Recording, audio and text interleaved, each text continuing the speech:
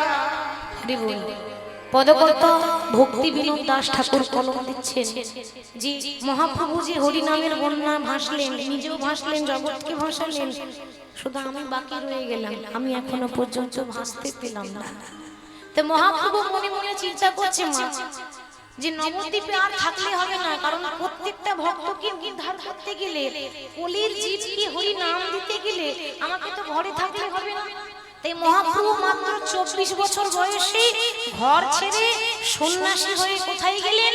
প্রথমেই কিন্তু তার ইচ্ছা ছিল বৃন্দাবন যাওয়া, কিন্তু সচী মাতা বলেছিল, ওরে নিমাই, তুই যখন সন্ন্যাসী হয়ে চলে যাচ্ছিস, তোর বাবা যখন মারা গিয়েছিল, তোর বাবার পিণ্ডদান করেছিলাম উড়িষ্যার জগন্নাথ ধাম। আমার ইচ্ছা আছে যে তুই সন্ন্যাসী যখন হয়েছিস তখন প্রথমে হরিনাম শুরু কর উড়িষ্যার জগন্নাথ ধাম। তাই মহাপ্রভু প্রত্যেকটা ভক্তকে সঙ্গে নিয়ে জগন্নাথ ধাম যাচ্ছে। এবার যে ভক্তকে নিয়ে লীলা খেলা করবেন সেই ভক্তের সঙ্গে দেখা হবে কোথায়? ওই মন্দিরেই দেখা হবে, মানে সেখানে না গেলে দেখা হবে না। ভক্তটির নাম হচ্ছে গোবিন্দ ঘোষ। ওই গোবিন্দ ঘোষকে নিয়েই লীলা, এই নিয়েই হলো অগ্রদ্বীপের গোপীনাথ লীলা। তাহলে মহাপ্রভু ওই জগন্নাথ মন্দিরে যাচ্ছে কেমন ভাবে? জয় জগন্নাথ জয় জগন্নাথ জয় জগন্নাথ জয় জগন্নাথ জয় জগন্নাথ জয় জগন্নাথ জয় জগন্নাথ জয় জগন্নাথ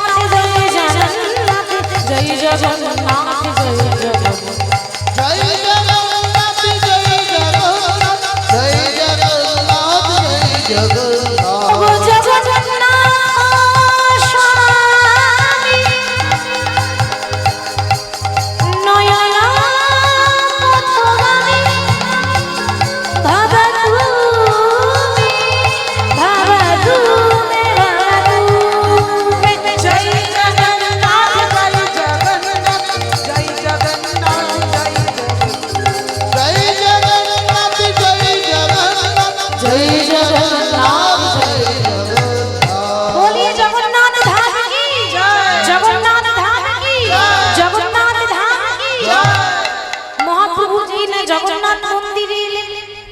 বাবা জগন্নাথ মন্দিরে এসে প্রভাতকালে হরিনাম করছেন মহাপ্রভু। মহাপ্রভু যখন প্রভাতকালে হরিনাম করছেন কেমন ভাবে করছেন? ভজ গৌরাঙ্গ জপ গৌরাঙ্গ লহ গৌরাঙ্গের নাম রে। ভজ গৌরাঙ্গ জপ গৌরাঙ্গ লহ গৌরাঙ্গের নাম রে। ভজ গৌরাঙ্গ জপ গৌরাঙ্গ লহ গৌরাঙ্গের নাম রে। ভজ গৌরাঙ্গ জপ গৌরাঙ্গ লহ গৌরাঙ্গের নাম রে। আজি জন গৌরাঙ্গ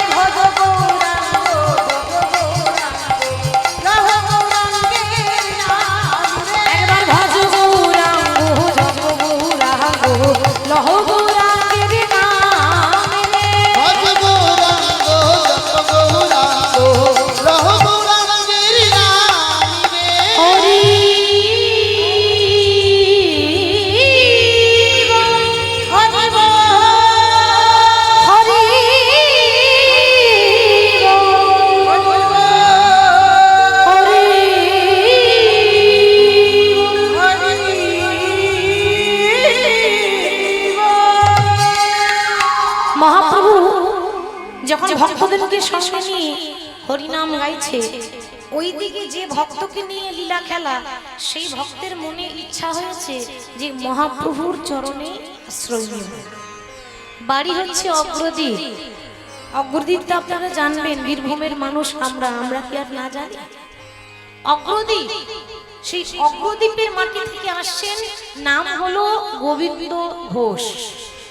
ছোট থেকে বড় ইচ্ছা মহাপ্রভুর চরণে আশ্রয় নেব, ছোট থেকে বড় ইচ্ছা মহাপ্রভুর চরণে ঠাঁই নেব। মা বাবা কেউ নেই, ছোটবেলায় মারা গেছে, আর ছোট থেকে বড় হয়েছে শুধু একটাই ইচ্ছা নিয়ে, একদিন যদি গৌরের দেখা পাই, একদিন যদি ভগবানের দেখা পাই। হঠাৎ খবর পেয়েছে, ভক্তদের মুখে খবর পেয়েছে, শুনতে পেয়েছে যে মহাপ্রভু নাকি এখন জগন্নাথ মন্দিরে আছে।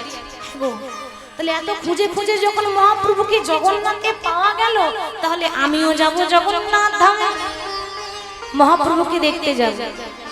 তাই মহাপ্রভুকে দেখার জন্য খালি পায়ে হেঁটে হেঁটে জগন্নাথ ধাম যাচ্ছে।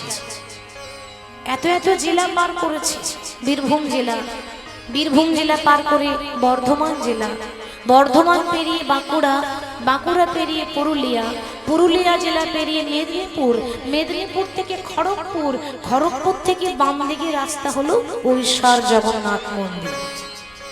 এই এত এত পথ যাচ্ছে হেঁটে হেঁটে, তো মনে মনে চিন্তা করছে, ওগো প্রভু, বড় আশা নিয়ে তোমার কাছে আমি যাব বলে যাচ্ছি,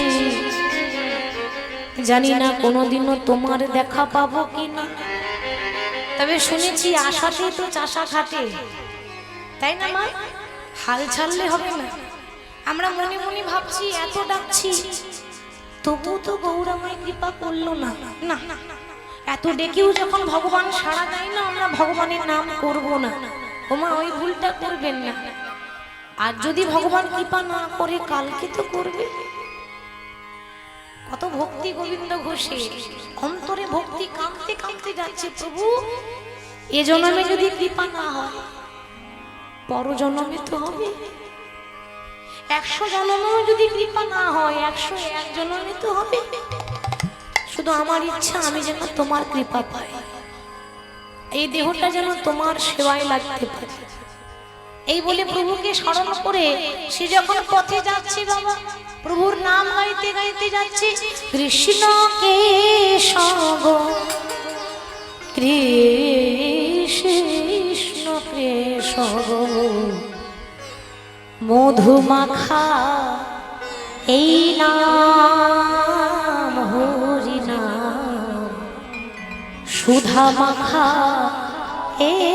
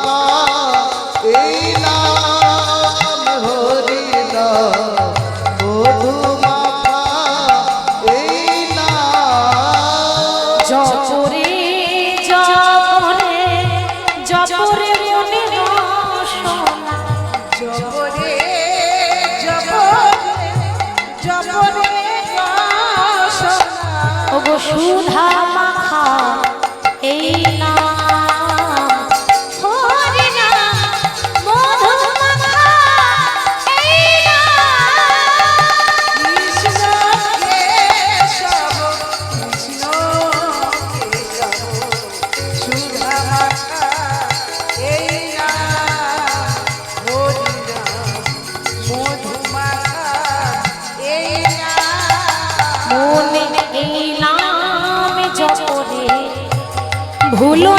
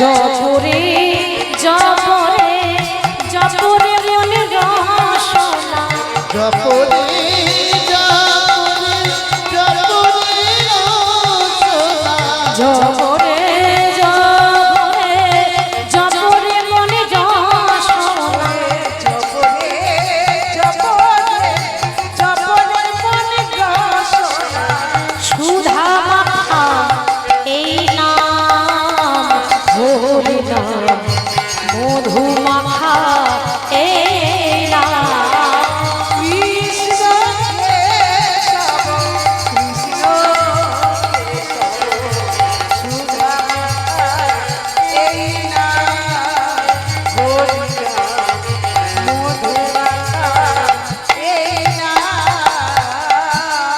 প্রভুর নাম গাইতে গাইতে গোবিন্দ ঘোষ যাচ্ছে কোথায় না উড়িষ্যার জগন্নাথ ধাম। যেই না জগন্নাথ মন্দিরে পৌঁছে গেল, ওমা যাকে দেখার জন্য তার এত আনন্দ, যাকে দেখার জন্য এত ব্যাকুলতা, তাকে তো দেখতে পাওয়া যাচ্ছে না। অর্থাৎ গৌর হরিকে ভক্তরা কি করেছে, এমন ভাবে ঘিরে দাঁড়িয়েছে যে গৌর হরিকে দেখা যাচ্ছে না। গোবিন্দ ঘোষ ছুটতে ছুটতে গিয়ে ওই ভক্তদেরকে ডেকে বলছে, ওগো আমি অনেক দূর থেকে এসেছি, আমাকে একটু গৌরকে দেখার সুযোগ করে দাও না গো, আমি বড় আশা করে এসেছি, আমাকে একটুখানি দেখতে দাও। দূর হয়ে যাও, এতক্ষণ থেকে আমরা লাইন দিয়ে দাঁড়িয়ে আছি, এখনো পর্যন্ত আমরা গৌর দেখতে পেলাম না, আর কোথাকার কোন ভিখারি এসে বলে গৌর দেখতে। এতক্ষণ সকাল থেকে আমরা দাঁড়িয়ে আছি, এখনো আমরা দেখতে পাইনি। বাবা অপমান করে যেই না দূর দূর করে তাড়িয়ে দিল। গোবিন্দ ঘোষ মনে মনে বলছে, প্রভু আশা করে এসেছিলাম, কিন্তু ওরা আমাকে দেখতে দিল না, কিন্তু তবু এত সহজে তো হাল ছাড়বো না। এখন আমি দেখতে নাই বা পেলাম, আমি দূরে আদুরে গিয়ে একটা গাছের আড়ালে গিয়ে দাঁড়াবো, সবাই যখন চলে যাবে তারপর তো দেখতে পাবো। অনেকটা দূরে একটা গাছ ছিল বাবা, আর গাছের আড়ালে গোবিন্দ ঘোষ দাঁড়িয়ে আছে। গাছের আড়ালে যখন গোবিন্দ ঘোষ দাঁড়িয়ে আছে, হ্যাঁ গো, ভক্ত যদি এত দূর কষ্ট করে আসে, ভগবান একটুখানি আসতে পারবে না? গৌর হরি মনে মনে ভাবছি, আহারে আমার গোবিন্দ ঘোষ আমার জন্য এত দূর এসেছে, আমি এইটুকু যেতে পারবো না। গৌর হরিও তখন ছুটতে ছুটতে গিয়ে ওই গাছের আড়ালে গিয়ে ওই গোবিন্দ ঘোষকে জিজ্ঞাসা করছে, কি গো তুমি অমন করে গাছের আড়ালে থেকে আমাকে লুকিয়ে লুকিয়ে দেখছো কেন? আমার সামনে এসে তো দেখতে পারো।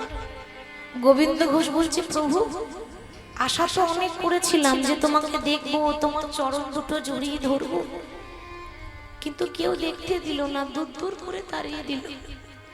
ও কি নাম তোমার? আমার নাম আগে, হ্যাঁ আমার নাম গোবিন্দ ঘোষ। ও থাকো কোথায়? আমি সেই অগ্রদ্বীপে থাকি প্রভু। বেশ বেশ, তা কি চাও তুমি? প্রভু আমি যে জগন্নাথ দেখতে চেয়েছি। জগন্নাথ দেখতে? বেশ তো, ওই তো মন্দিরে দরজা খোলা আছে, যাও জগন্নাথ দেখে এসো। জগন্নাথের মন্দির খোলাই আছে, তুমি যাও দিয়ে জগন্নাথ দেখে এসো। গোবিন্দ ঘোষ বলছে, প্রভু সবাই যে জগন্নাথ দেখতে আসে, আমি তো সেই জগন্নাথ দেখতে আসি। সে কি কথা, তুমি কোন জগন্নাথ দেখতে এসেছো? দেখো প্রভু, এ জগতে সবাই যে জগন্নাথকে পুরী ধামে দেখতে যায়, সে অচল জগন্নাথ, কথা বলতেও পারে না, নড়াচড়া করতে পারে না। আর আমি যে জগন্নাথ দেখছি সাক্ষাৎ সচল জগন্নাথ, যে কথা বলতে পারে, নড়াচড়া করতে পারে, কাঁদতে পারে, নাচতে পারে, গড়াগড়ি দিতে পারে। কেউ জানুক বা না জানুক, আমি জানি যেই গৌর সেই কৃষ্ণ সেই জগন্নাথ, সেই জগন্নাথ, যেই গৌর সেই কৃষ্ণ সেই জগন্নাথ, সেই জগন্নাথ, যেই গৌর সেই কৃষ্ণ সেই জগন্নাথ।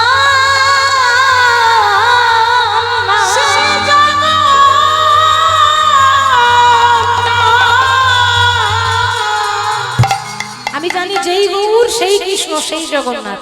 মাগো আমরা মনে করি তাহলে কৃষ্ণ আলাদা, গৌর আলাদা, জগন্নাথ আলাদা, কিন্তু তা নয়, তিনজনই একই, শুধু অবতার নিয়েছে ভক্তদের জন্য। তাহলে তুমি আমাকে চিনতে পেরেছো? হ্যাঁ প্রভু, আমি জানি তুমি জগন্নাথ, তুমি হলে কৃষ্ণ, ব্রজের বাঁকা কৃষ্ণ। আকাশের শোভা চন্দ্র যেমন, রাতের শোভা তারা, ব্রজের শোভা কৃষ্ণ চন্দ্র, নদিয়ার শোভা গোরা। ব্রাহ্মণের পরিতে শোভা, ব্রাহ্মণদের পরিতেটা গলায় খুব শোভা পায়, তাই না? এক একজনের তো এক একটা শোভা আছে। ব্রাহ্মণের পরিতে শোভা, যোগীদের শোভা হলো মাথার জটা, বৈষ্ণবের তিলক শোভা, আর নারীর শোভা হলো সিন্দুরের ফোঁটা।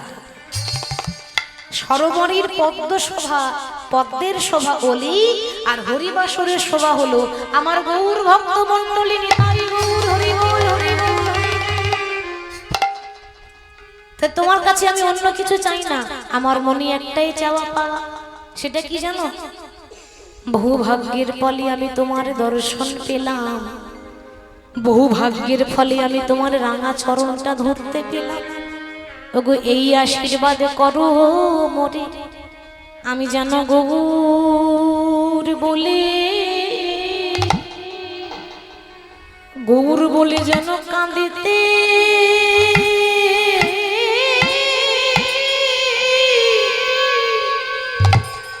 ওগো প্রভু যেন কাঁদিতে পারি।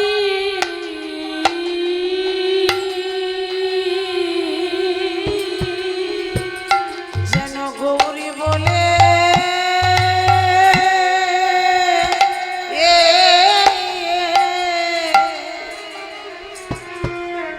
ওগো কাঁদিতে কাঁদিতে পারি।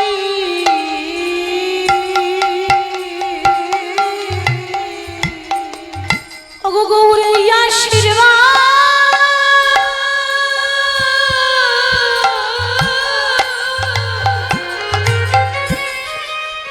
ওগো আমায় আশীর্বাদ করো গো মোরে, আমি যেন গৌর বলে যেন কাঁদিতে পারি। আমায় আশীর্বাদ,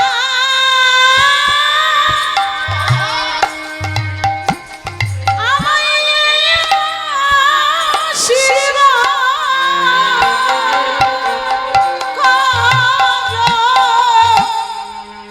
করো মোরে।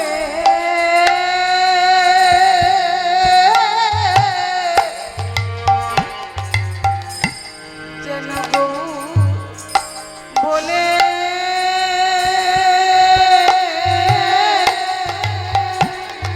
আমি কাঁদিতে কাঁদিতে পারি।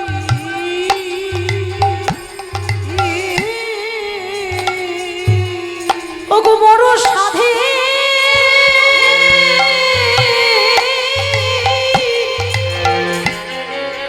প্রভু, বড় সাধে আমাদের এই মানব জন। ওগো প্রভু গো, আমি যেন গৌর বলে যেন কাঁদিতে পারি। বড় সাধে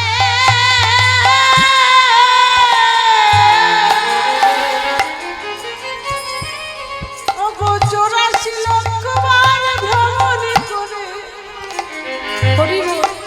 একবার হয় মানবী জনম।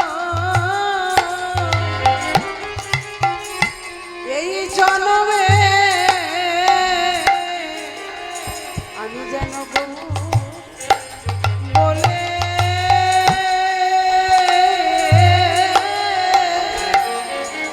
ওগো কাঁদিতে পারি। প্রভু, আমার মনে অন্য কোনো বাসনা নেই, আমি টাকা পয়সা গাড়ি বাড়ি কিছু চাই না। আমি কি চাই জানো? আমাকে যেন তোমার চরণ দুটো ছাড়া করে দিও না, আমাকে সারা জীবন যেন তোমার ওই রাঙা চরণে আশ্রয় দিও।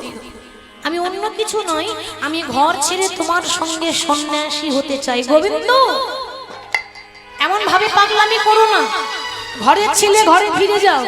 তুমি সংসারী মানুষ, আমি একটা সন্ন্যাসী মানুষ। আর সন্ন্যাসীর সঙ্গে সংসারীর মিল কোনোদিনও হতে পারে না। সংসার ধর্ম আলাদা, সন্ন্যাসীদের ধর্ম আলাদা। অতএব ঘরের ছেলে ঘরে ফিরে যাও, তুমি আমার সঙ্গী হতে এসো না। দেখো প্রভু, তুমি যদি আমাকে চরণ ছাড়া করে দাও, আমি কিন্তু আর বাঁচবো না। আমি বাঁচতেও চাই না, এই দেহটাই আমি রাখবো না, প্রাণটাই আমি রাখবো না। মহাপ্রভু বলছে, বেশ, তুমি যখন আমার চরণে ঠাঁই চাও, আশ্রয় চাও, ঠিক আছে, আজ থেকে আমি আমার চরণে তোমাকে আশ্রয় দিলাম। আজ থেকে তুমি আমার সঙ্গী হলে, আজ থেকে তুমি আমার সঙ্গী হলে। এবার গোবিন্দ ঘোষকে মহাপ্রভু সঙ্গী করেছে, মানে সন্ন্যাসীর দলে ঢুকিয়েছে। আজ থেকে গোবিন্দ ঘোষও সন্ন্যাসী, এতদিন সংসারে ছিল, এবার সন্ন্যাসী। এরপর মহাপ্রভু জিজ্ঞাসা করছে, আচ্ছা গোবিন্দ, তুমি যে আমার সঙ্গী হয়েছো, আমার সঙ্গে হরিনাম সংকীর্তনে মেতেছো, এই পথে এসেছো, তোমার মনে কি কোনো ইচ্ছা আছে? তুমি আমাকে বলো, আমি পূরণ করে দেব। গোবিন্দ ঘোষ বলছে, প্রভু, আমার অন্য কোনো ইচ্ছা নেই। আমার ছোট থেকে ইচ্ছা আছে, আমি বৃন্দাবনের পথে পথে গাইব রাধা নাম।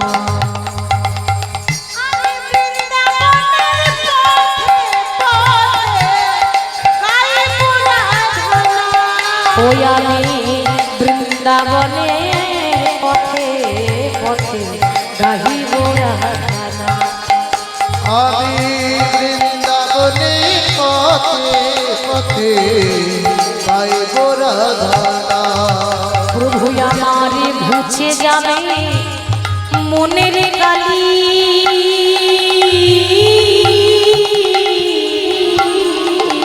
আরে ঘুচে যাবে মনের কালি।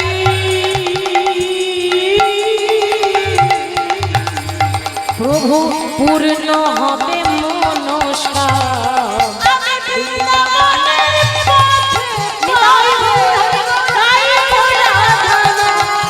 আমি বৃন্দাবনের পথে পথে গাইব রাধার নাম।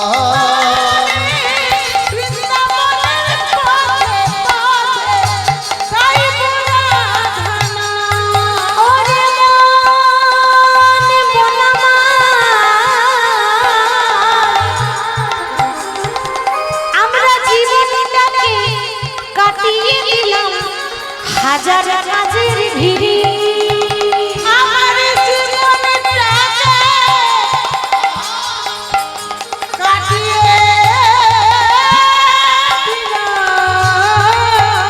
হরিবল হরিবল।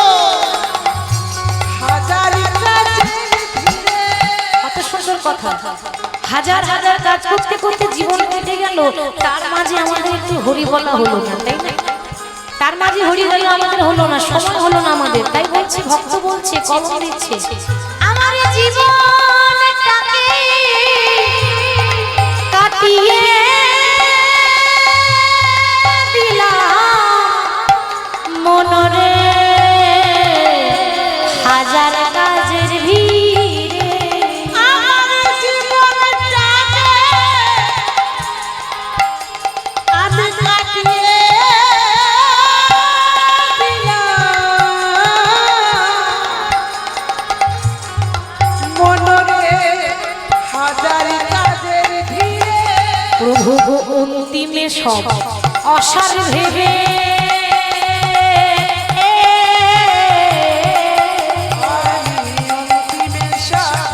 অসারি ভেবে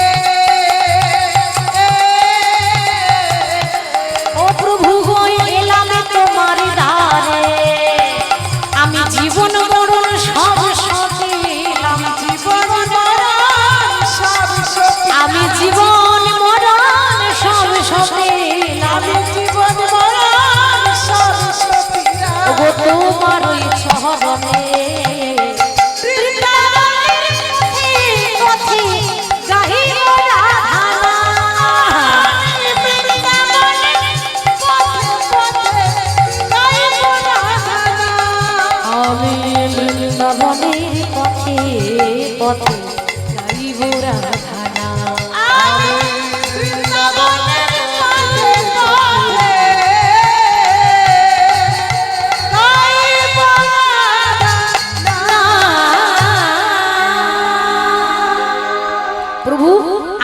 আছে বৃন্দাবনের পথে পথে গাইব রাধানা, কথা দেখে বলছি গোবিন্দ ঘোষ বলছে।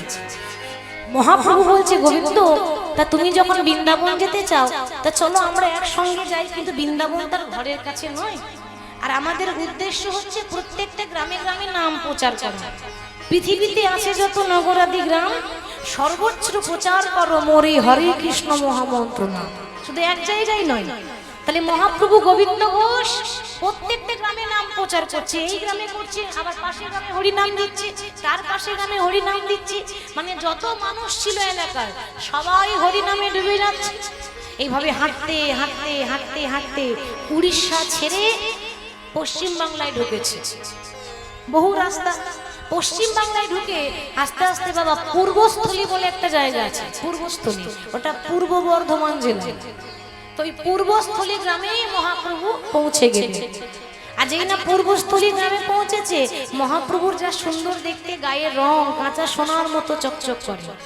আর এই রূপটা দেখার জন্য আশেপাশের গ্রামের যত মানুষ ছিল, চলো গৌরকে দেখে আসি, শুনেছি সোনার গৌরাঙ্গ এসেছে। তা কেমন ভাবে যাচ্ছে? আনন্দে ধাবল সবে গৌরাঙ্গ দেখিতে, আনন্দে ধাবল সবে গৌরাঙ্গ দেখিতে, আনন্দ হলো সবে গৌরাঙ্গ দেখিতে। মুখে গৌর গৌর বলে যায় নাচিছে নাচিছে, গৌর গৌর বলে যায় নাচিছে নাচিছে, মুখে গৌর গৌর বলে যায় নাচিছে নাচিছে, গৌর গৌর বলে যায় নাচিতে নাচিতে। আবার কেহ নাচে কেহ গাই কেহ বলে হরি, কেহ নাচে কেহ গাই কেহ বলে হরি, কেহ নাচে কেহ গায় কেহ বলে হরি। কেহ কেহ আনন্দতে যাই গড়া করি, কেহ কেহ আনন্দতে যাই গড়া করি, কেহ কেহ আনন্দতে যাই গড়া করি। কেহ কেহ আনন্দতে যায় গড়াগড়ি। এই হরি নামে একরকম ভাব হয় না। কেউ দেখবেন আনন্দে উল্লাস হয়ে ভগবানের নাম করে আনন্দে মেতে যায় দুটি বাহু তুলে, আবার কেউ হরি নাম শুনে ঝরঝর করে কাঁদে, আবার কেউ হরি নাম শুনে দেখবেন একেবারে গড়াগড়ি দিচ্ছে। এক রকমের ভাব নয়। তে কেউ নাচতে নাচতে যাচ্ছে, কেউ গড়াগড়ি দিতে দিতে যাচ্ছে, কেউ কাঁদতে কাঁদতে যাচ্ছে, কেউ হাসতে হাসতে যাচ্ছে। এমন ভাবে তারা গড়াগড়ি যায় গড়াগড়ি যাইব, গড়াগড়ি যাই গো, গৌর গৌর গৌর বলে গড়াগড়ি যাইব, উর্ধ্বনি হরি হরি হরি।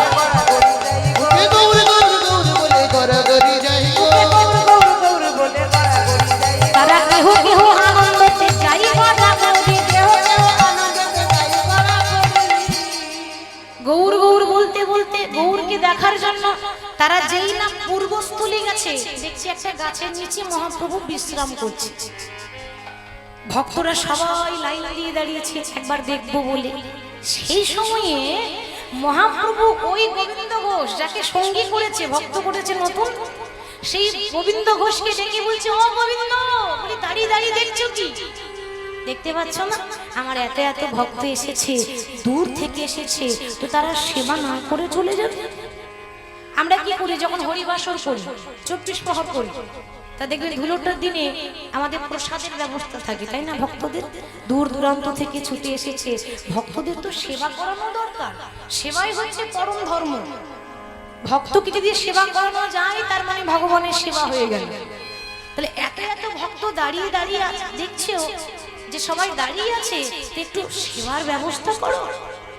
গোবিন্দ ঘোষ মনে মনে ভাবছে, বাবা আগে যদি জানতাম যে এত লোকের রান্না আমাকে করতে হবে, তাহলে আমি আগে আগে ভক্ত হতে যেতাম না। বেশ ভালোই ছিলাম, শুধু শুধু ভক্ত হতে গেলাম, এই ভক্ত হয়ে আমার এই অবস্থা। ভক্ত হওয়া তো সহজ কথা নয়, ভক্ত বড় শক্ত কথা। পণ্ডিত রইল বসে, গাছের ফলটি গাছে রইল, বৃন্ত পড়ল বসে। তাহলে জীবনে ভাবতে পারিনি যে আমাকে রান্না করে এত মানুষকে খাওয়াতে হবে। আগে জানলে পরে সঙ্গী হতাম না, কিন্তু কিছু করার নেই মা, সঙ্গী যখন হয়েছি তখন তো করতে হবে। আচ্ছা প্রভু, এই এত এত ভক্তের সেবার ব্যবস্থা আমি একাই করব? হ্যাঁ তুমি করবে, না কে করবে? যাও। কিন্তু প্রভু গো, তুমি বলছো বটে, সেবার ব্যবস্থা করবো কি করে? রান্না করতে গেলে চাল ডাল তন্দুর কত কি লাগবে, ওসব শাক সবজি চাইলাম, আমার কাছে তো কিচ্ছু নেই। আরে বাবা, তোমার কাছে নেই তো কি হয়েছে? ভালো করে তাকিয়ে দেখো, আমার ভক্তরা কোনোদিনও খালি হাতে আসে না। যারাই নাম শুনতে যায় খালি হাতে আসে না, আর যেমন সামর্থ্য গোবিন্দের জন্য দিয়ে আসে। তো তাদের কাছে সেটা নাও, তাতেও যদি না হয় তো এই গ্রাম থেকে 3 কোষ দূরে একটা গ্রাম আছে, ওই গ্রামে তুমি ভিক্ষা করে নিয়ে এসো। ভিক্ষা করে নিয়ে এসে নিজের হাতে রান্না করো, রান্না করে ভক্তদের সেবা দাও। আর হ্যাঁ, বারবার বলছি গোবিন্দ ভালো করে শুনে রাখো, সেবা দেওয়ার পর ভক্তের এঁঠো পাতা নিজের হাতে তুলে তুলে পরিষ্কার করবে। প্রভু খেতেও দেব, আবার এঁঠোটাও তুলবো। হরি হরি। সবারই মনোভাব তো সমান থাকে না, অনেকে সেবা দিয়ে একদম ভক্তি ভরে দেয়, সাকন্য দেন কিন্তু যেন ভালোবাসা থাকে, ভক্তি থাকে, তাই না মা? আবার অনেকে সেবা দেওয়ার পরে বলে দূর ওই এঁঠো তুলতে পারবো না, এঁঠো আবার কি জন্য তুলবো, খেতে দিতে হয় দেব, ঠিক তো? তাহলে এঁঠো ভক্তের এঁঠো পাতা তুললে যে কি পুণ্য হয় সেটা মহাভারতে বর্ণনা করেছেন ভগবান। আমরা কেন, ভগবান নিজে এঁঠো তুলেছে। কোন দিন? যখন পঞ্চ পাণ্ডবের মধ্যে স্থির হলো যে আমরা আজ থেকে রাজস্বাহী যজ্ঞ করব, আর এই রাজস্বাহী যজ্ঞেই ব্রাহ্মণ, বৈষ্ণব, দেবতা, পৃথিবীতে যত মানুষ আছে সবারই নিমন্ত্রণ, কেউ বাকি থাকবে না। তা যুধিষ্ঠির তখন কৃষ্ণকে বলছে, কৃষ্ণ এত বড় যজ্ঞ হচ্ছে, 5 জনকে তো মিলে যজ্ঞটা করতে হবে, তা সবাই একটা করে দায়িত্ব নিচ্ছে, তুমি দায়িত্ব নেবে না? ও মা একটু লক্ষ্য করবেন, কৃষ্ণ তখন একটু মৃদু মৃদু হেসে বলছে, দায়িত্ব? আজ আমি এমন কাজ করব যে কোনোদিনও সেই কাজ করিনি। কেন, কি করবে? আজকে তোমার এই যজ্ঞে যত ব্রাহ্মণ আসবে, যত বৈষ্ণব আসবে, যে জাতির মানুষ হোক না কেন, আমি ওই দরজায় দাঁড়িয়ে তাদের চরণ দুটো নিজের হাতে ধোয়াই। ভগবান হয়ে পা ধোয়ে দেবে? ছি ছি ছি ছি, তুমি আর কোনো কর্ম পেলে না? যুধিষ্ঠির, ভক্তের চরণ ধোয়েলে যে কি পুণ্য হয় তুমি জানো না। শুধু তা নয়, ভক্তরা যখন সেবা করে নেবে, নরনারায়ণের সেবা হওয়ার পর আমি নিজের হাতে এঁঠোগুলো, এঁঠো পাতাগুলো তুলে তুলে পরিষ্কার করব। কৃষ্ণ কি বলছো তুমি? আমার ঘরে কি কাজের লোকের অভাব? এত এত কাজের লোক আছে, আর তুমি ভগবান হয়ে এঁঠো তুলবে কেন? ভগবান বললেন, যুধিষ্ঠির সারা জীবন যা পাপ করেছি সেই পাপ আমার ক্ষয় হয়ে যাবে যদি কোনো ভক্তের এঁঠো তোলা যায়। ও তার মানে তুমিও পাপ করেছো। কি গো, ঠিক তো? কথাটা তো এই হয়। তুমি বললে এঁঠো তুললে নাকি পাপ চলে যায়, নষ্ট হয়ে যায়, তার মানে তুমি ভগবান, তাহলে তুমিও পাপ করেছো? বলে হ্যাঁ আমিও করেছি, আমিও পাপ করেছি। কখন জানো? রাম হয়ে যে রাবণকে বধ করেছিলাম, সে রাবণ ছিল ব্রাহ্মণের ছেলে, আর ব্রহ্ম হত্যা মহাপাপ, সেই পাপে এখনো আমি অপরাধী, যার জন্য আমি এখনো পর্যন্ত পাপী। শুধু তাই নয়, আমি একটা নারী হত্যা করেছি। নারী হত্যা কখন? ভগবান ঠিক ছোটবেলায় একজন রাক্ষসীকে বধ করেছেন, পুতনা রাক্ষসী, সেটা একটা নারী ছিল। নারী হত্যা মহাপাপ। তাহলে আমি ভগবান হলেও কর্মের ফল তো কোথাও যাবে না, ভগবানকেও কর্মের ফল ভুগতে হয়, তো আমাদেরকে তো ভুগতেই হবে। আমি যে যে পাপগুলো করেছি, যে কুকর্ম করেছি ভগবান হয়ে, সেই পাপ আমার ক্ষয় হয়ে যাবে যদি আজকে ভক্তের এঁঠো তুলতে পারি। দরজায় ভক্তরা আসছে, ব্রাহ্মণ আসছে, বৈষ্ণব আসছে, আর ভগবান কি করছে? ওই ভক্তদের চরণ দুটো ধোয়াইয়ে দিচ্ছে। আর যখন চরণ দুটো ধোয়াইয়ে দিচ্ছে, 33 কোটি দেবতার নিমন্ত্রণ, তো সবার পেছনে একজন আসছে, সে কে?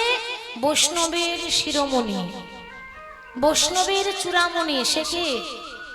সর্বমত্ত পাতাল, এই ত্রিভুবনে সব থেকে বড় বৈষ্ণব একজন, সে হচ্ছে ভোলানাথ মহেশ্বর। আপনারা বলবেন মানবো কেন? ভোলানাথের গলায় তো তুলসীর মালা নাই, আছে বাবা? ভোলানাথের তো কপালে তিলক নাই, আছে? তাহলে বৈষ্ণবের শ্রেষ্ঠ কেন বলছি?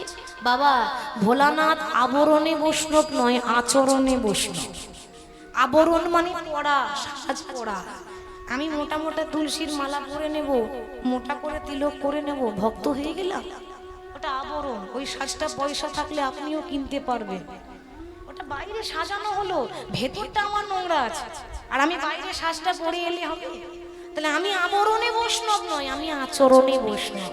কর্ম করব এমন যে বৈষ্ণবের কর্ম যেমন করে।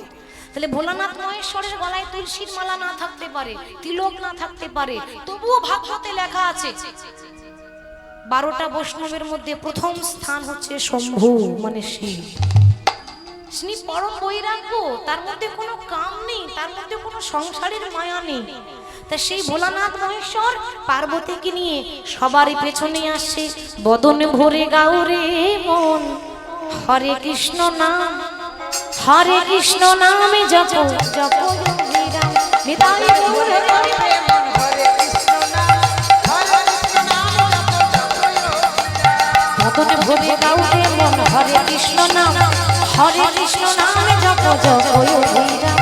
বদন ভরে গাও রে হরে কৃষ্ণ নাম, হরে কৃষ্ণ নাম জপ জপ যোগী রাম। পথে চলিতে চলিতে বলো রাধা কৃষ্ণ নাম, চলিতে চলিতে বলো রাধা কৃষ্ণ নাম, বলিতে বলিতে বলো রাধা কৃষ্ণ নাম, বলিতে বলিতে বলো রাধে কৃষ্ণ নাম। রাধে কৃষ্ণ নামে জপ জপ যোগী রাম। ভরে গাও রে মন হরে কৃষ্ণ নাম, হরে কৃষ্ণ নাম জপ জপ যোগী। বদন ভরে গাউরে মন হরে কৃষ্ণ নাম, হরে কৃষ্ণ নাম জপ জপ যোগী রাম। বদন ভরে গাও রে হরে কৃষ্ণ নাম, হরে কৃষ্ণ নাম জপ জপ যোগী রাম।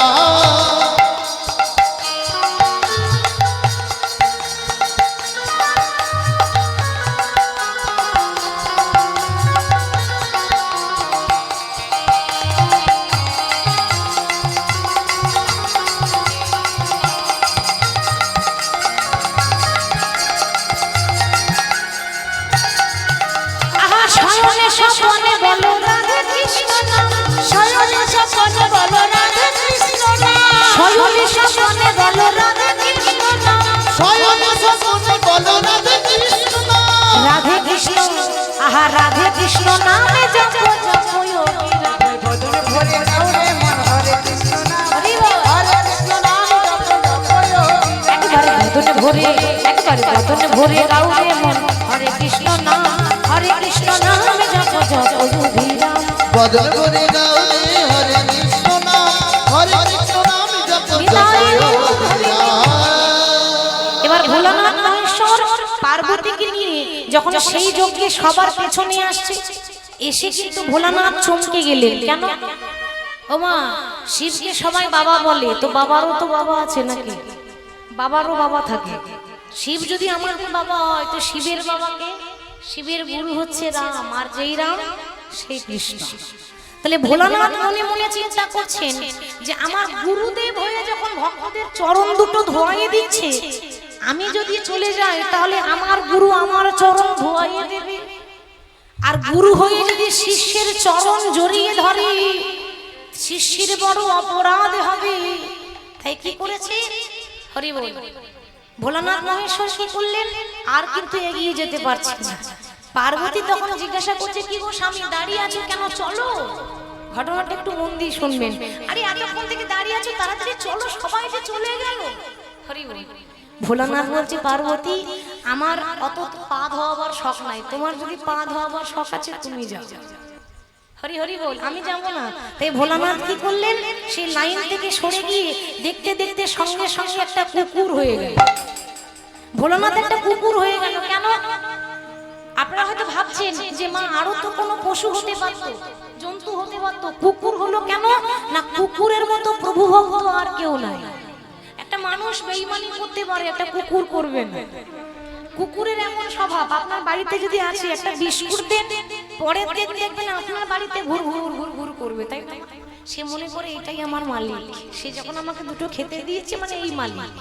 তাহলে ভোলানাথ কুকুর হয়ে গেল কেন? সে ভাবছে কৃষ্ণ আমার প্রভু, আমি তার দাস। সেই জন্য দেখতে দেখতে কুকুর হয়ে গেল। মনে মনে চিন্তা করছে, কৃষ্ণ তো দাঁড়িয়ে আছে, আমি ওই পায়ের ফাঁক দিয়ে চলে যাব, কৃষ্ণ আমায় চিনতে পারবে না, ধরতেই পারবে না।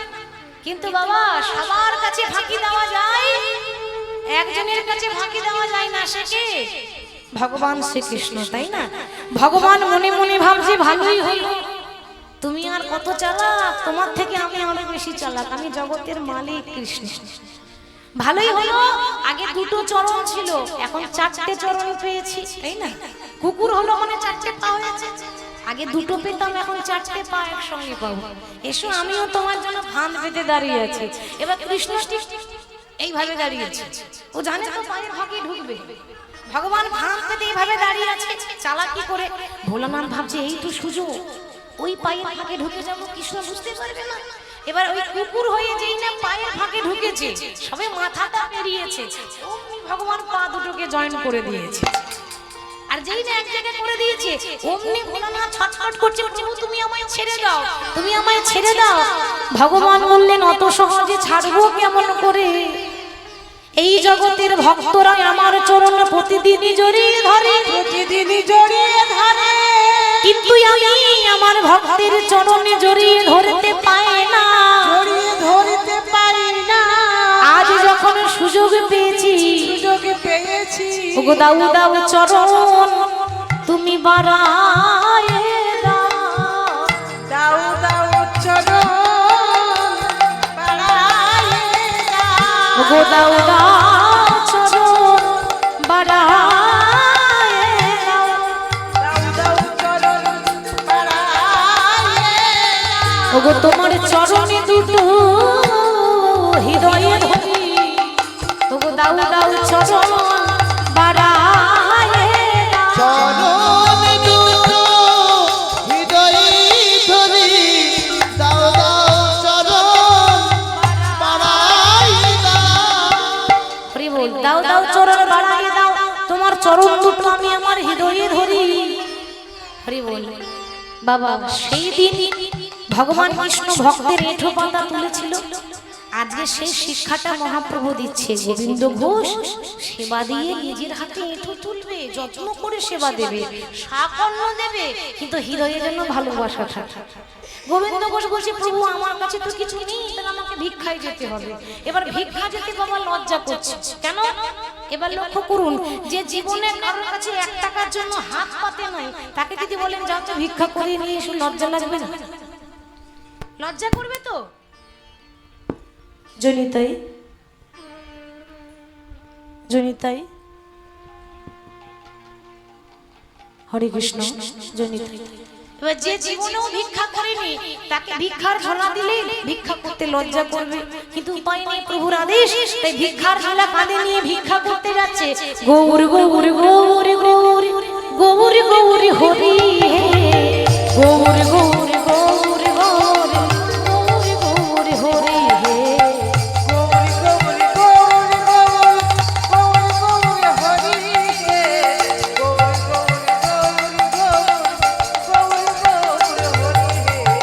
গৌরী গৌরী গৌরী গৌরী গৌরী গৌরী হরি হে, গৌরী গৌরী গৌরী গৌরী গৌরী হরি হে, গৌর গৌর গৌর গৌর গৌর গৌর হরি হে, গৌর গৌর গৌর গৌর গৌর গৌর হরি হে। গৌর গৌর গৌর গৌর গৌর গৌর হরি হে, গৌর গৌর গৌর গৌর গৌর গৌর হরি হে। গৌর গৌর গৌর গৌর গৌর গৌর হরি হে, গৌর গৌর গৌর গৌর গৌর গৌর হরি হে।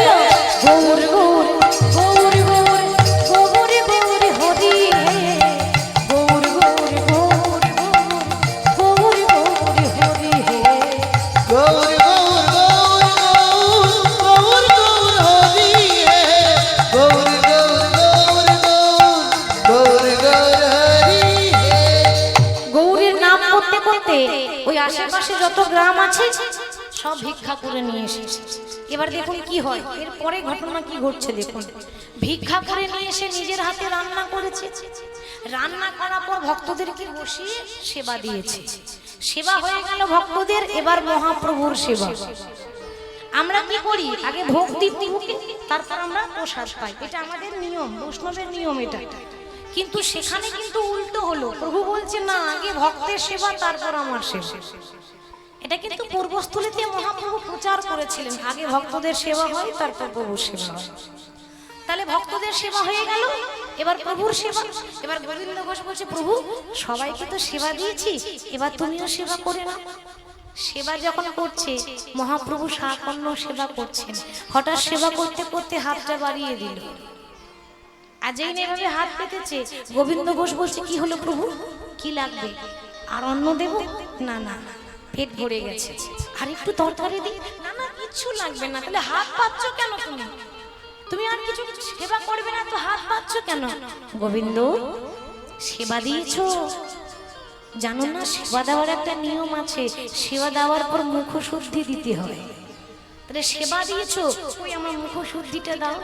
কি গো মা, সেবা দেওয়ার পর মুখ শুদ্ধি দিতে হয় না? ওটার নিয়ম। তাহলে আমার মুখ শুদ্ধিটা দাও। মুখ শুদ্ধি? আমি তো জানি না তোমার কি মুখ শুদ্ধি লাগে, আমার তো জানাই নেই। এতদিন আমার সঙ্গে সন্ন্যাসী হয়েছে জানো না, হরি তো কি গো, হরি তো কি। মহাপ্রভু সেবা নেওয়ার পর মুখ শুদ্ধি নেই, হরি তো কি, হরি তো কি। কিন্তু প্রভু আমার কাছে তো হরি তো কি নেই। আচ্ছা আচ্ছা, তুমি একটুখানি বসো, আমি ওই পাশের গ্রাম থেকে হরি তো কি ভিক্ষা করে নিয়ে আসছি।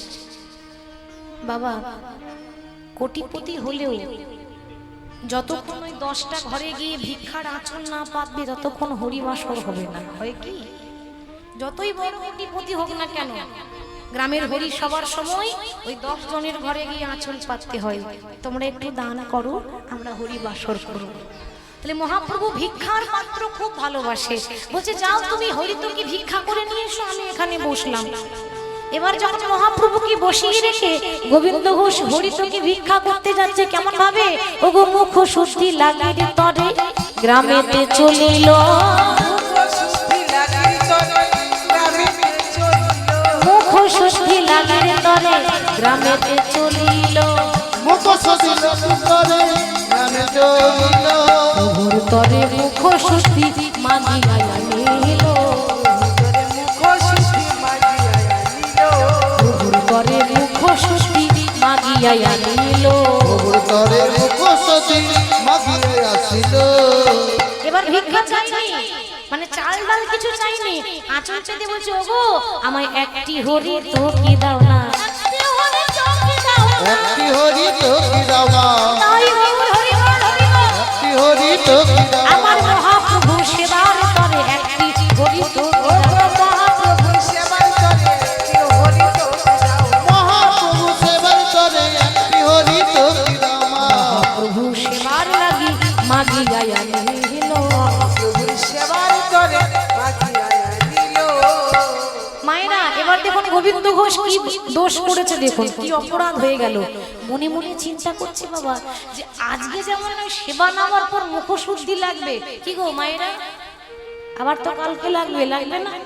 কালকেও তো সেবা করবে। তা আমার কি কাজ নাই? আমি প্রত্যেকদিন শুধু হরিতকি নিয়ে আসবো আর নিয়ে যাবো নাকি? হ্যাঁ, আমার কি পায়ে ব্যথা হয় না? আমার কি হাঁটু ব্যথা হয় না? কি দরকার? আমি এক কাজ করি, আমি বরং ওই আর একটা নিয়ে রাখি, আজকে একটা দেব আর কালকে একটা দেবো। প্রভু বুঝতে পারলেই তো আমি কি করছি না করছি, ভগবানকে আর দেখতে আসছে না। দেখেছেন কত বড় ভুল হয়ে গেল। আমরাও মনে করি এইটুকু একটা পাপ করবো, ভগবানকে দেখতে পাচ্ছেন না, কি গো মা, আমরা বলি না ভগবান সব দেখছে। চারিদিকে বিশ্বের কোনায় কোনায় সিসি ক্যামেরা লাগিয়ে রেখেছে, যা করব সব ভগবানের হাতে ধরা পড়বে। হরি বল, হরি বল। তাহলে ভগবানের কাছে ফাঁকি দিচ্ছে, ভাবছে ভগবানকে আর দেখতে পাবে। ওমা কি করলো, সঙ্গে সঙ্গে আবার ঘুরে ঘুরে গেল, ঘুরে গিয়ে দরজায় দরজায় গিয়ে বলছে ওগো আমাকে একটা নয় আমায় 2টি হরি তো কি দাও গো, 2টি হরি তো কি দাও না, হরি তো কি দাও না, 2টি হরি তো কি দাও। ওগো মহাপ্রভু সেবার লাগি 2টি হরি তো কি দাও, আমার মহাপ্রভু সেবার করে 2টি হরি তো কি দাও। আমার মহাপ্রভু সেবার লাগি 2টি হরি তো কি দাও। আমার মহাপ্রভু সেবার লাগি 2টি হরি তো কি দাও না। এই বলে কি করলো জানেন, একটা হরি তো কি ভগবানকে দেব, মানে প্রভুকে দেব, আর একটা হরি তো কি এই যে আঁচলে বেঁধে রাখবো। ভগবানকে আর দেখতে আসছে নাকি, আবার কালকে চাইবে তখন কালকে দিয়ে দেবো। এই বাঁধা রইলো, এই কথাটা আমি জানলাম, আর তো কেউ জানি না। ওইদিকে ভগবান মনে মনে ভাবছে বাহ গোবিন্দ, যা ভেবেছিলাম তাই হয়েছে। অহংকার চলে এলো তোমার মধ্যে, একটুখানি ভগবানের নাম করছো বলে এত অহংকার। বাবা ভগবান সব সইতে পারে গো, ভক্তের অহংকার ভগবানের সহ্য হয় না। যদি কোনোদিন অহংকার করে তাহলে কিন্তু তার একদিন পতন হবে, যত তাড়াতাড়ি উন্নতি তত তাড়াতাড়ি পতন। কোনো কোনোদিনও অহংকার করতে নিশ্চয় যা কিছু আছে সবই তো ভগবানের দেওয়া। আজ দেখছি কাউ কেড়ে নিতেও তো পারে। তাহলে আজকে গোবিন্দ ঘোষ কি করলো, এবার কি হচ্ছে লক্ষ্য করুন। এখনো পরীক্ষা বাকি আছে। একটা আঁচলে বেঁধে রেখেছে মা, লুকিয়ে রেখেছে, আর একটা গিয়ে বলছে ও প্রভু তুমি হরিতুকি চাইলে না, এই নাও ধরো তোমার হরিতুকি। ভগবান মনে মনে ভাবছে আজকে কথাটা বলবো না, কথাটা কালকে বলবো, সময় এলেই কথাটা বলবো। ঠিক এবার পরের দিন ভগবানের লীলা দেখুন, পরের দিন আবার ওই পূর্বস্থলী গ্রাম ছেড়ে নাচিতে নাচিতে প্রভু অগ্রদ্বীপে আইলো। অগ্রদ্বীপে হরি হরি হরি বলে আসিয়া আসিয়া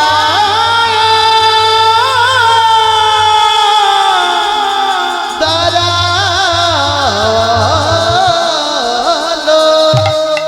ভগবানের লীলা দেখুন, যেখানকার মানুষ সেখানে পৌঁছে দেবে বলে পরের দিন নাচতে নাচতে কোন গ্রামে এলো না, যেই গ্রাম থেকে গোবিন্দ ঘোষ এসেছে, মানে তারই গ্রাম অগ্রদ্বীপ। অগ্রদ্বীপে এসে মহাপ্রভু শুরু করলেন অভিনয়। কি গো, জায়গাটা তো চিনতে পারছি না। ও গোবিন্দ, কি নাম এই গ্রামটার? ভগবানের ছলনা দেখছেন বাবা, ভগবান সবই জানে যে গ্রামটার নাম কি। ছলনা করে বলছে এই গ্রামটার কি নাম গো, আমি তো ঠিক চিনতে পারছি না। গোবিন্দ ঘোষ বলছে কি গো প্রভু, এটা তো আমারই গ্রাম, তুমি চিনতে পারছো না? আরে এই গ্রাম থেকেই তো তোমার কাছে আমি গিয়েছিলাম, এখানেই তো আমার আদি বাড়ি। ও বাহ, তা ভালোই হলো।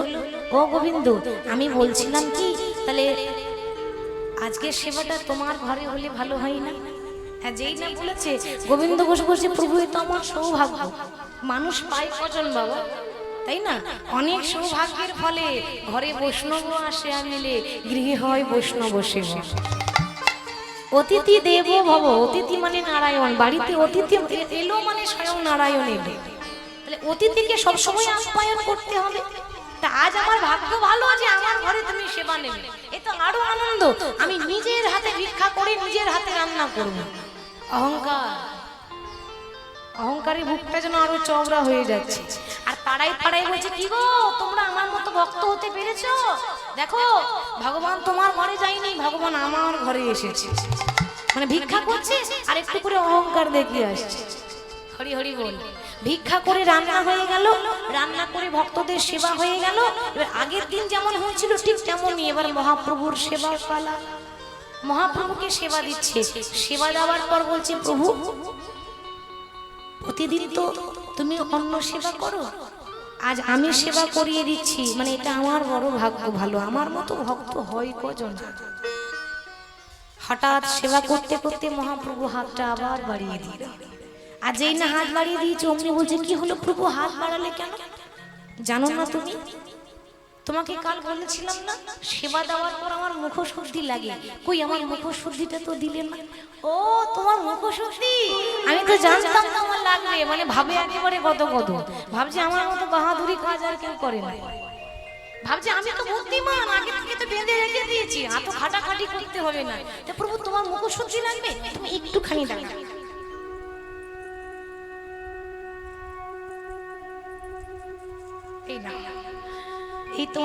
এই তোমার মুখশুদ্ধি। গোবিন্দ দাঁড়াও, কাল যখন তোমার কাছে চেয়েছিলাম তুমি রৌদ্রের বেলায় কষ্ট করে হেঁটে হেঁটে গিয়ে আমার জন্য এনেছিলে, আজ যখন চাইলাম এত তাড়াতাড়ি পেলে কোথায়? প্রভু আমি তো জানতাম তোমার লাগবে, ওই জন্য কালকে একটা দিয়েছিলাম আর আরেকটা আঁচলে বেঁধে রেখেছিলাম। প্রভু আমি ভালো করিনি, আমি ভালো করেছি। বাহ চমৎকার, চমৎকার গোবিন্দ চমৎকার। এতদিন সন্ন্যাসীর কাছে থেকে এই শিক্ষা পেলে। তুমি জানো না সন্ন্যাসীর নয় কবু সঞ্চয় বাসনা, সঞ্চয় বাসনা, ওগো সন্ন্যাসীর নয় কবু সঞ্চয় বাসনা, সঞ্চয় বাসনা, সন্ন্যাসী নয় কবু সঞ্চয়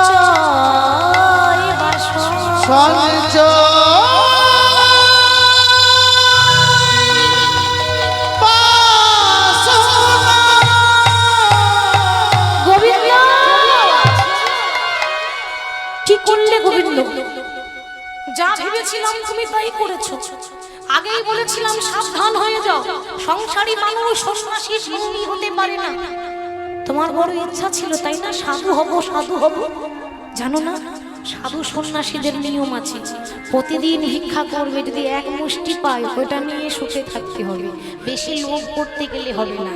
আর তোমার এত লোভ যে তুমি কালকে থেকে জমা করে রেখেছো আজকে আমাকে দেবে বলে। গোবিন্দ, সঞ্চয় কারা করে জানো? যারা সংসারী মানুষ। ঠিক তো মা, আমরা সংসারিক মানুষ। আমরা ভাবছি আজ যদি জমা না করি কাল কি খাবো, বয়স হয়ে গেলে কি খাবো, এটা আমরা ভাববো। সাধুরা তো ভাববে না, সাধুদের ভাববার নিয়ম নেই। তাহলে সংসারী মানুষরা জমা করে ব্যাংকে, আর তুমি আবার আগে থেকে আঁচলে বাঁধতে শিখে গেলে, তুমি জমা করতে শিখে গেলে। ছি গোবিন্দ ছি, তোমার আচরণে আমি আজ অসন্তুষ্ট হয়ে গেলাম। সব অপরাধের ক্ষমা যায়, কিন্তু বৈষ্ণব অপরাধের ক্ষমা করা যায় না। কেন? বৈষ্ণব অপরাধ করে জীবা গঙ্গা স্নানে যায়, গঙ্গা স্নানে যায়। ওগো পতিত পাবনী গঙ্গা দূরে সরে যায়, দূরে সরে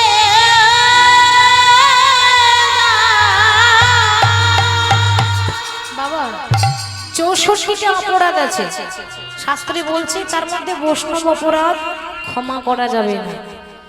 তার সাক্ষাৎ প্রমাণ নবদ্বীপে চাপাল গোপাল। চাপাল গোপাল ব্রাহ্মণ ছিল গো, চাপাল গোপাল ব্রাহ্মণ, কিন্তু কত বড় পাপ করেছে। শ্রীবাসের আঙিনায় মহাপ্রভু নাম করে, আর এত হিংসা বলে দরজা বন্ধ করে ওরা কি করে, ওই শ্রীবাসের আঙিনায় বাইরে দরজায় একটা মদের বোতল আর একটা পাঁঠার মাথা মুন্ডু কেটে ওই দরজায় ঝুলিয়ে দিল, অপমান করব বলে। একটা বৈষ্ণবের ঘরে এত বড় অপরাধ। এই অপরাধটা শিবা সহ্য করেছে, ভগবান সহ্য করতে পারেনি। তার ফল কি হলো? কুষ্ঠব্যাধি। হয়নি বাবা? যে হাতে এত বড় পাপ করলো, চাপাল গোপাল ব্রাহ্মণের ছেলে, হাতে কুষ্ঠব্যাধি, গলিত কুষ্ঠব্যাধি, পুঁজ রক্ত ঝরঝর